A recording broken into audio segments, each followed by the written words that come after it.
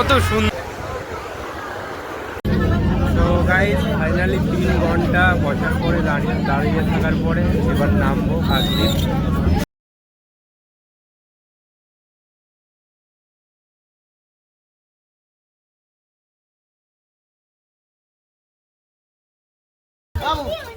তো চলে আসলাম ঘাটের পাশে।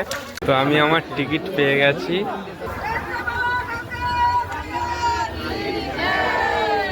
এখন আছি গঙ্গাতে, এরপরে চলে যাচ্ছি সাগরে। গঙ্গার দিয়ে সাগরে যাব।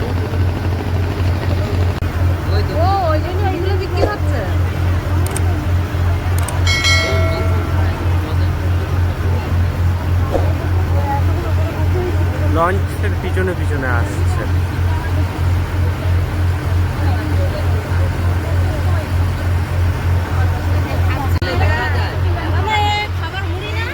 কত সুন্দর,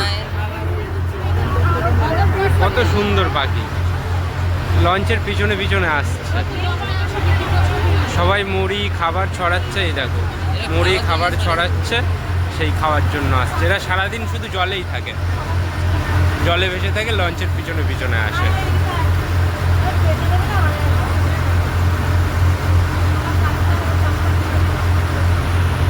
এদিক থেকে ওদিক কিছুই দেখা যাচ্ছে না, শুধু ধোঁয়া, কুয়াশা আর কুয়াশা, আর কিছুই না। কুয়াশা কিছুই নেই। ওই পাখিগুলো ওই পিছনে আছে, আবার আসছে সব। পাখিগুলো এখন ওই লঞ্চের কাছে যাচ্ছে।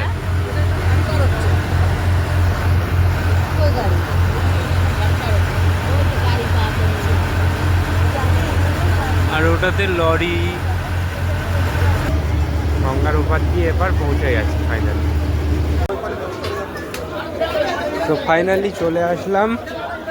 বাঙালি মানুষ, ছেলেপিলে মানুষ, তো যেমনভাবে ইচ্ছা তেমনভাবেই পার হওয়া যাবে, যেমনভাবে ইচ্ছা তেমনভাবেই নামা যাবে। মিলন তীর্থ গঙ্গা এই মুহূর্তে। তো ভিউটা দেখলেই বাও লাগছে, বাও।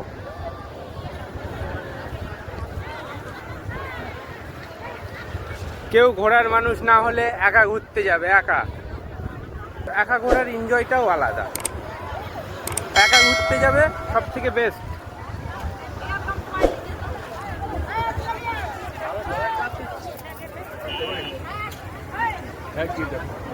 জাস্ট ভিউটা দেখো, ভালো লাগছে।